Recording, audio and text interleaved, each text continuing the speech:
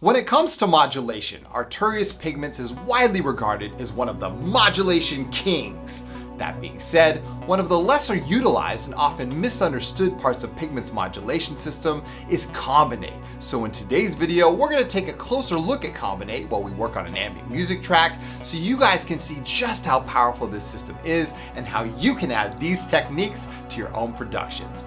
Welcome in everyone, my name is Chris from Signs of Life, and on this channel we talk about ambient music, we talk about software, we talk about synthesizers, and everything related to ambient music production. As always, before we start, make sure you smash that like button and subscribe to this channel if you haven't already. That being said, let's get into the video. Pigments Combinate. Enjoy.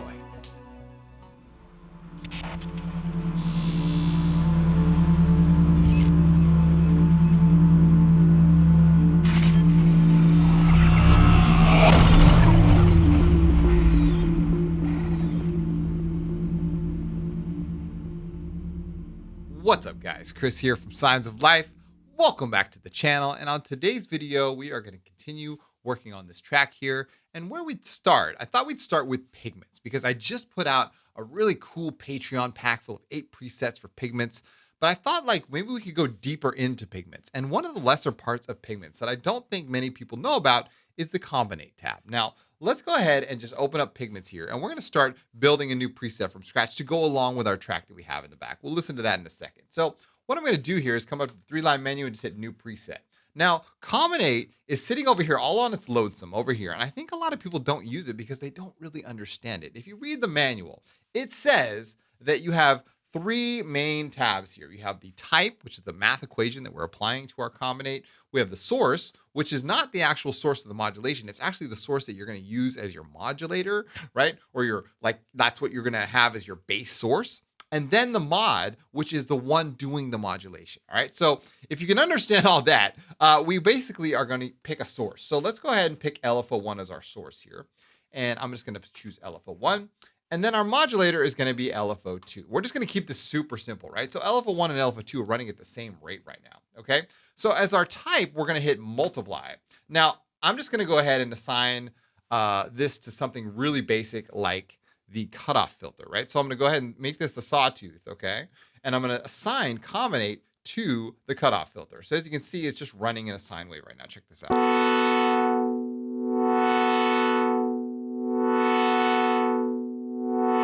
That's because LFO1 and LFO2 are running at the same rate right now. And I have applied no amount of the Combinate to it. Now check this out. What happens when I start messing with the speeds of these LFOs, okay? And then I start turning up the amount of the Combinate. Check this out. Whoa, right? Now we start getting some more wild shapes here because I'm applying math to that LFO equation, right? That's wild. But we can go further with this. Check this out. So what if I took another LFO and I started modulating the speed of that modulator LFO? Remember, LFO1 is our source, but LFO2 is our mod. So what if I took LFO3 and applied it right here to the rate of this? Look what happens to our Combinate. Oh man, wow. But what if I start playing with the speed here? Oh yeah. Whoa. You hear that? That's crazy, right? Because now I'm starting to adjust the speed of the secondary modulator. This is like blowing my mind. So you have multiple different modulation sources all coming into one thing. How cool is that? And if you slow it down, you can make it really ambient like. Gotta love that, right? Now we can use this Combinate modulation source to any part of Pigments, which is super amazing, right? So, okay, let's go ahead. We got a track here in the back. Let's go ahead and listen to this. You guys remember this track, right? And what I'm gonna do is start building a patch around this, right? So let's go ahead, basic waveforms. I'll actually put one of my own wavetables in here, all right? The Science Pack 30, right?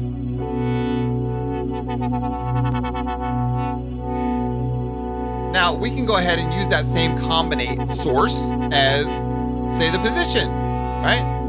Now our position is modulating with our filter. That's wild. Oh my gosh. This is crazy. Let's go ahead and change the envelopes here. Decay, sustain, release. Oh my God. Wow. Okay, so you guys can hear how nuts this can get. I mean, it's like you can go really wild. Not only that, you have 3 different combinators, right? So you can do this 3 times. Now, these are it's sort of interesting, right? It says that this is in multiply. These are just put to different types of combinate to kind of give you a general idea. You don't have to use lag. You can go right back to multiply and right back to multiply. And now you have 3 different multiply sources. I just want to make that clear, is that it's laid out for you just to kind of give you an idea. Like you could remap here. Remap's really cool. You can actually draw in some lines here. So now you're remapping the source of modulation the same way you do in Vital with mod remap. It's the same thing, right? So we could use this like this and go like this and then go like that. And the source could be, I don't know. Oh my God, can you do Combinate 1? Oh my God, we just remapped that. Oh, that's crazy. So now we're remapping the original Combinate source. That is wild. Oh my God, I didn't know you could do that. That's so cool. All right, let's go to Combinate. Let's hit the Combinate tab. Let's take it off the wavetable position and use Combinator 2 on our wavetable position to give us some more randomness here. Wow. Oh my God, that's wild. So crazy. So crazy. Oh my God. All right, anyway, you guys understand how powerful this is now. Let's go ahead and use an LFO instead. We'll just take LFO2 and we'll drag LFO2 up to our wavetable position.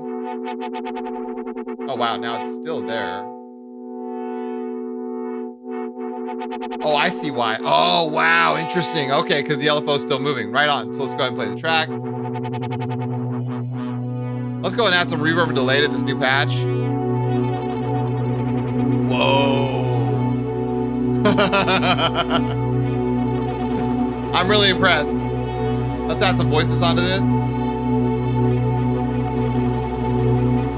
Wow. Oh, I love it. Okay, so you can get super tweaky about the speeds here. So it doesn't have to be like really fast. It doesn't have to be all jerky like that. You can lower this down and get something really ambient-like. But it still has that little bit of randomness. You can see that like Combinate is going off right there. I love that. I love that. Oh, that's so good. And I mean, this is just one engine of Pigments. Like we could do this with the Granular engine, for example. So I can go ahead and put this on sample, turn it on. Let's go ahead and find some cool sample. I don't know. We'll go ahead.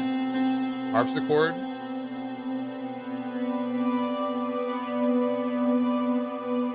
That'd be cool. Let's pick it. Put on Granular. We'll start it over here. There we go. Put on filter 2. Yeah. All right, all right, all right. Oh yeah. There we go. Our Combinate can modulate the density here. I mean, we didn't even get into the wave folding or anything like that with the Combinate. Like, it's wild. It's so wild. Let's do a third Combinate here. We'll do, let's say our source is Combinate 1 and our mod's gonna be LFO 1. I mean, dude, really? Oh my God. That's so sweet. All right, now we have Combinate 3. Get into the fold mod here. Oh my God, look at that. Whoa. Oh, that's gorgeous. That is gorgeous.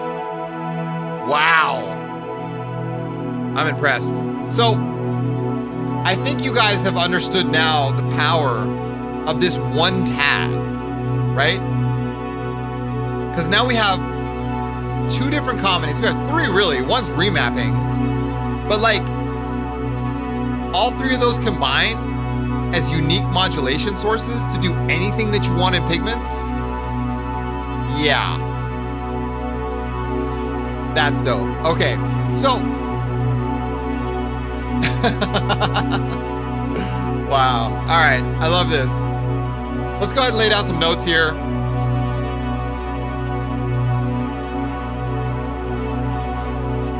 Oh my gosh. Wow. Impressive. Really, really cool. Okay, so let's go ahead. It's in B minor here. We're going to lug in some scales. Let's lay in some notes here. All right. I don't know what chord that is. sus2 add 7 or something. I don't know. I've got some really like go-to shapes on my push that I just go for a lot.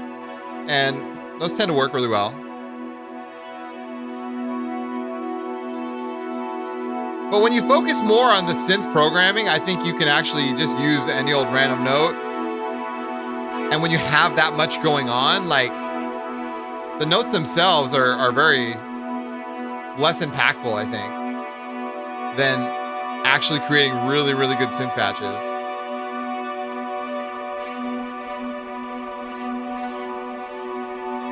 Do like that, do this, have that stretch out. There we go. Cool. All right, let's go ahead and play that all together. Nice. But it's all about balance though, right? Like, because we really want to bring this track into focus. It doesn't have to just be crazy all the time. But what I do want to do is I want to start adding like a really simple sequence to it. As we have this going on, we got a really nice Paul stretched sample up here. Let's see if we can add a sequence. So we could use Pigments for that.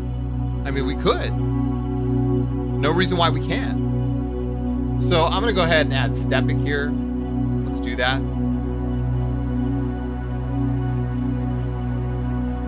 And we'll turn off Stepic for now. Let's add another instance of Pigments.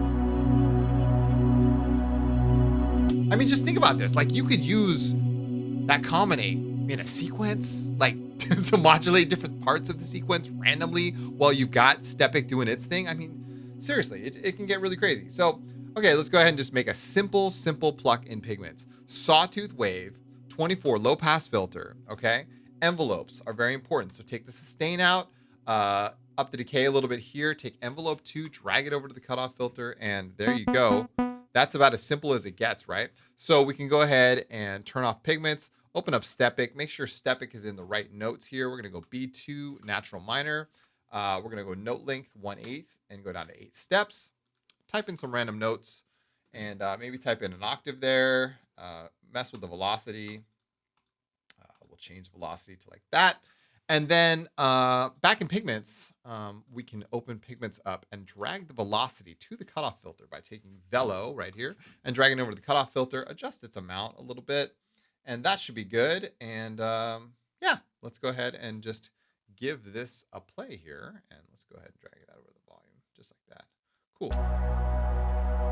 All right, and we'll open up with our sequence. Actually, you know what? We'll put this through the synth bus, add some delay, a little bit of reverb.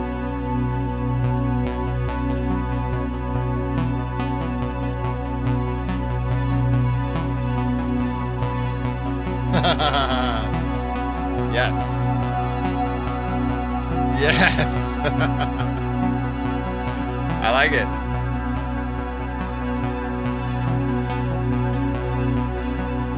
Wow. All right.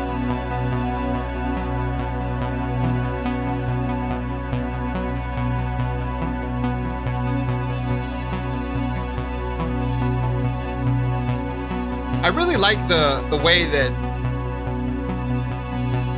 sequence just slotted itself right in there, right? That's perfect. That's exactly what I wanted. But now, I mean, think about it. We could go crazy.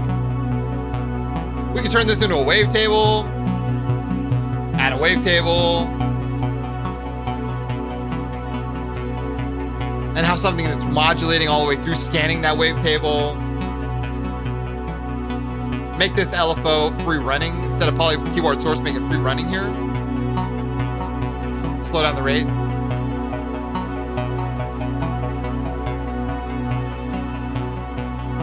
love that. So it's constantly just kind of adjusting itself, right? And then use maybe even a combinate here to multiply LFO1, LFO2, adjust LFO2's rate, make it free running, take that combinate, put it onto the cutoff filter, increase the amount, starting to multiply. You can see it, it's multiplying. Gives us that little bit of extra randomness in there. You can see in real time, because of the real-time modulation sources, what that's actually doing. Oh, that's gorgeous. Wow. Yes. That's what I'm talking about. So I think I've made my point really clear here, is that by using all these different options available to you and just using some simple techniques in sound design, you can go really far with not very much. And I feel like if you stretch yourself a little bit and use your imagination in terms of the overall sound and what you want to create, there's really nothing you can't do. And so by using these tools, we can start to create that sound that we have in our head. What's that vibe? What's that feel? What's that essence, right? What's that world that we want to create? That's what we're trying to lead to. So hopefully this tutorial was helpful for you in a way to show you that the tools you need are right in front of you and the options are all there. All you need to do is unlock the door. It's as simple as that. Anyway, thank you guys so much for watching. My name is Chris from Signs of Life. If you want to learn more, feel free to join me over on Patreon. I do tutorials like this every single week.